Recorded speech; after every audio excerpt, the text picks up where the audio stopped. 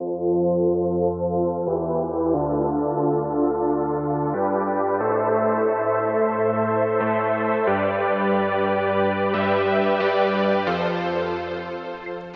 there, it's Stephanie Shea, Chief Astrologer for janspiller.com with your monthly horoscope, and this one's for you Pisces for July 2021. I've got some good news. I think you're going to be feeling in the flow with a lot of this month's astrology. July is looking a lot easier than June on paper anyway. We clear the shadow phase of Mercury's last retrograde cycle on July the 8th, which is perfect timing because we have a new moon in Cancer on July the 9th, and that lends very supportive energy towards new ideas and actions.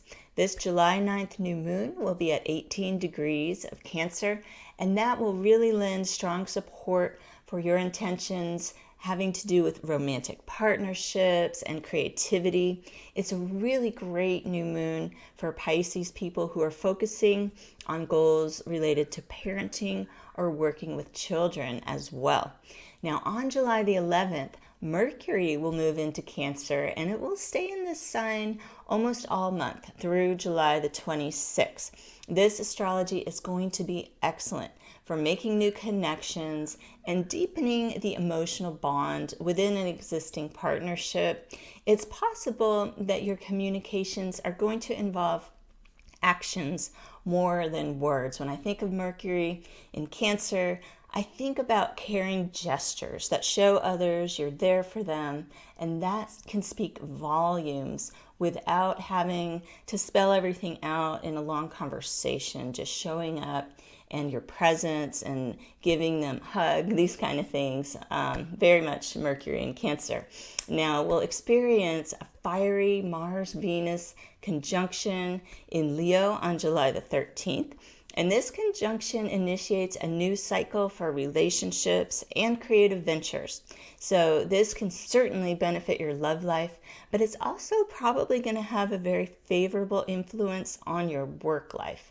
It's going to be really good for forging strong alliances and creating win-win situations. So there's a lot of positive to this. Mars and Venus only come together every 2 years in a conjunction, which is when they're at the same degree of the same sign. So it's as if you're setting a whole new cycle for the next 2 years. Now, I'd say the only thing to watch out for when Mars and Venus are in Leo is if it gets out of balance and you find there's a lot of ego in the room. That's the flip side sometimes of Leo energy if people aren't using it properly. Be sure to create a non-competitive vibe when you're negotiating for best results. You don't want to get in those situations where people keep trying to one-up each other. It's not going to be productive, especially under this astrology. Now, the full moon on July 23rd is going to be at 1 degrees of Aquarius. This will really shed some light on your subconscious mind and information that you might have been hiding even from yourself.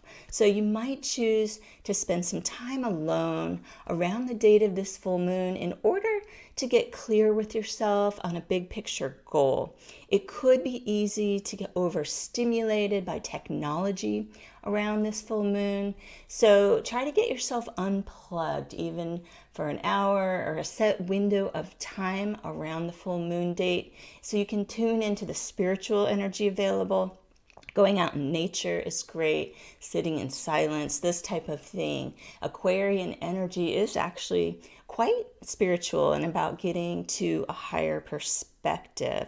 So I always enjoy that about these Aquarian full moons. Now, on July 28th, Jupiter is going to re-enter the sign of Aquarius and enter its final journey through this sign before moving officially into your sun sign or rising sign if you're Pisces rising towards the end of the year.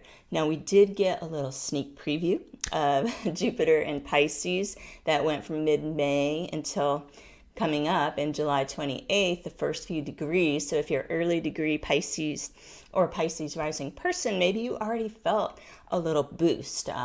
Jupiter definitely helps us attract what we want and it's really good for personal growth as well.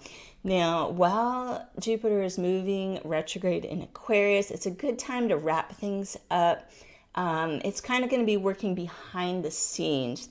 And you might actually be working on shifting your attitude to prepare you for some bigger opportunities and challenges coming up. It's a good time to let go of any kind of limiting beliefs. You're definitely ready to bring a personal vision into the world, but I would see you as working more behind the scenes for the rest of the year as you prepare to step forward, probably in a big way sometime during 2022. You're going to need to put in more of your effort also in the coming months. As Jupiter is retrograde, it's more about how you create your own luck and opportunity. And that can really pay off after October 19th when Jupiter stations direct and starts moving towards your sign. So I hope you can make the most of July's astrology. Be safe and be well, and I'll see you here next time with your horoscope.